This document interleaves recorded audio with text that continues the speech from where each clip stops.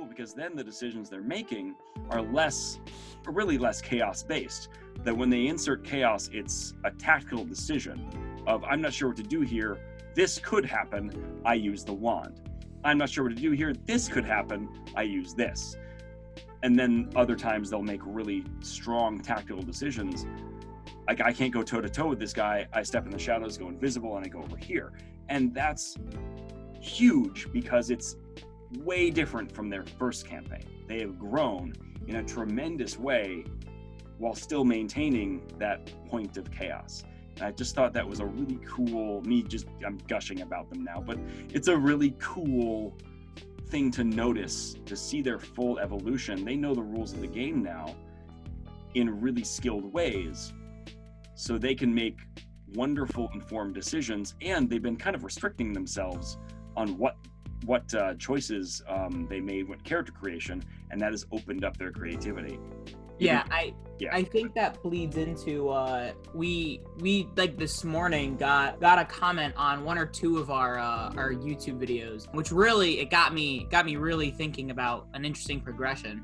So the latest YouTube video we released was one where I was revisiting the relationship between rules as written and homebrew.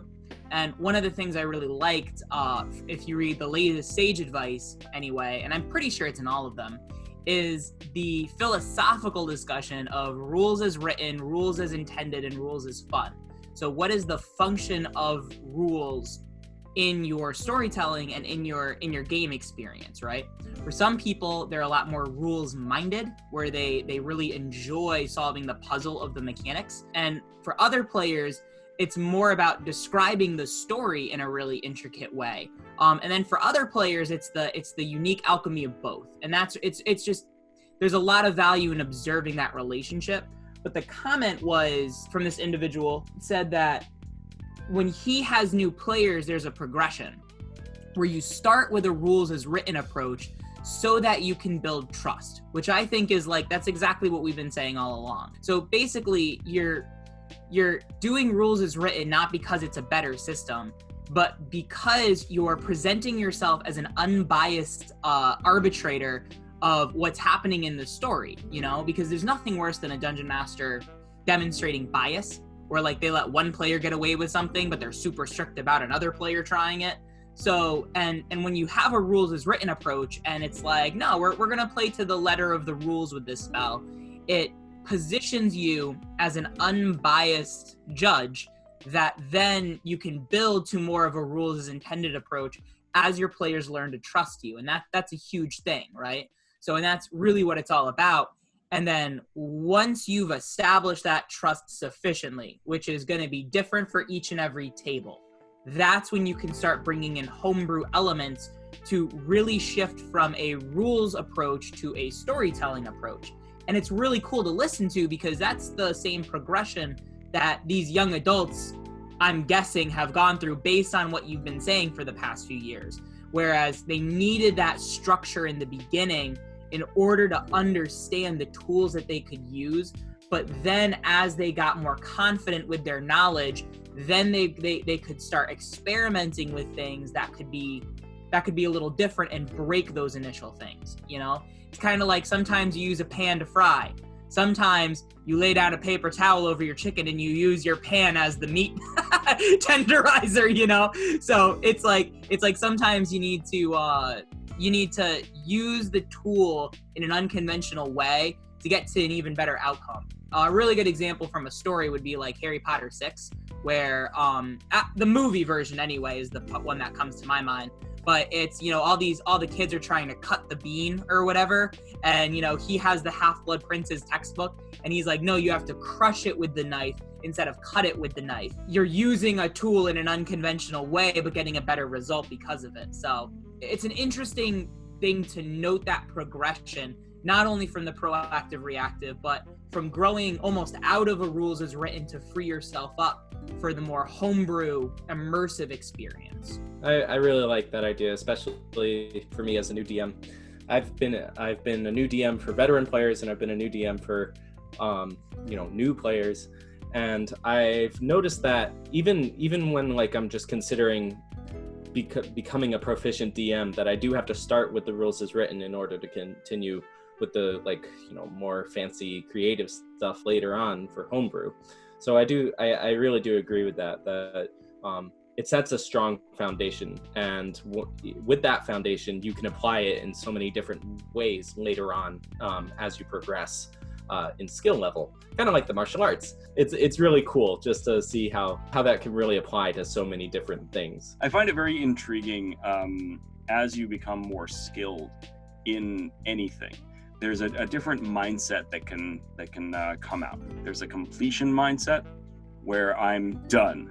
I have learned all the things I can learn. I am now finished, and there is no more. Or there is a depth mindset or a more dynamic mindset where I have learned all these things. I have become more skilled, and there is always another layer. There's always a stronger level of depth. There's always more that I can get into this. Maybe that more is much smaller and much more nuanced, but there can be more, and that depth still exists. And I think that's maybe an important thing to recognize when you're DMing. I've been doing this a long time.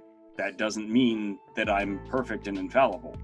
I'm always going to find another layer, and this is why I feel like I need to work on my visual medium and giving my visuals to the players. So I'm making professional maps of my Shadowfile, my Feywild, Io in all of its different ages, so that at the start of every campaign, here's the map. And what a great thing that is. And I would always describe it, and yay, we felt immersed anyway, but this could add another layer to that immersion that also is a point of clarity. And that's a point where I can improve. And as players, if the more you play the game should open up more. It should not become less.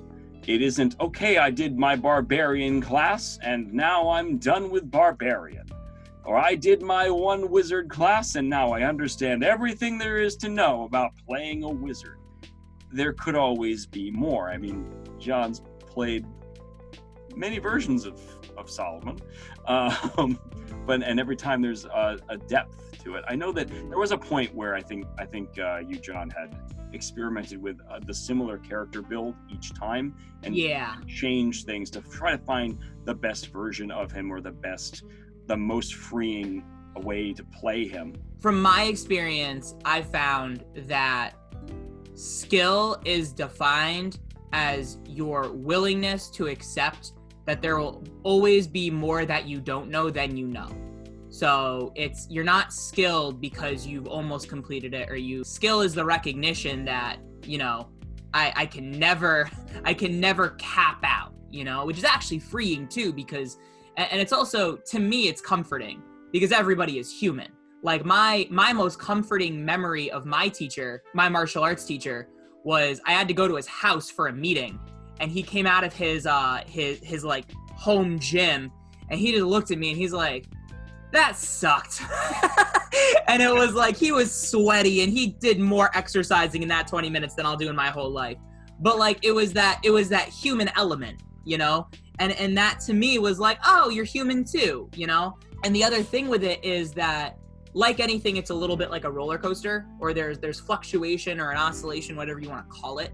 So it might be that you're in a position where everything's going well, which also means that there's not a lot of feedback happening, or the changes you need to make, like you said, Adam, are going to be a little more nuanced, or you're going to try little things that make big differences.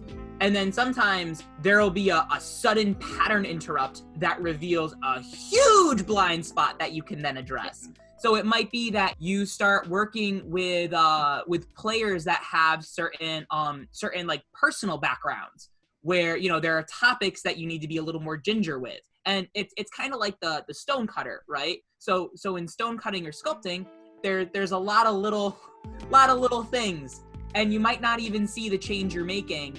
And then that's when you have a breakthrough. It's like, it's the same as you've always done it, but you've just done it enough time in enough way that suddenly there's this huge flood of new information or growth. And also that growth can be painful. That's why it's growing pains, not growing joys, right? So and adversity is the greatest feedback you can get. Adversity is the home. So it's when a player is like, I didn't have fun that game. that you're going to be like, well, time for me to learn a new skill set, So, and it might suck a little, like it's not a fun thing, and it can be the gateway to an even better fun thing. Thank you so much for listening to some of our podcast highlights. This podcast is part of the Darkmoor Podcast Network. If you want to support the content creators, feel free to visit our Patreon, and please, game responsibly.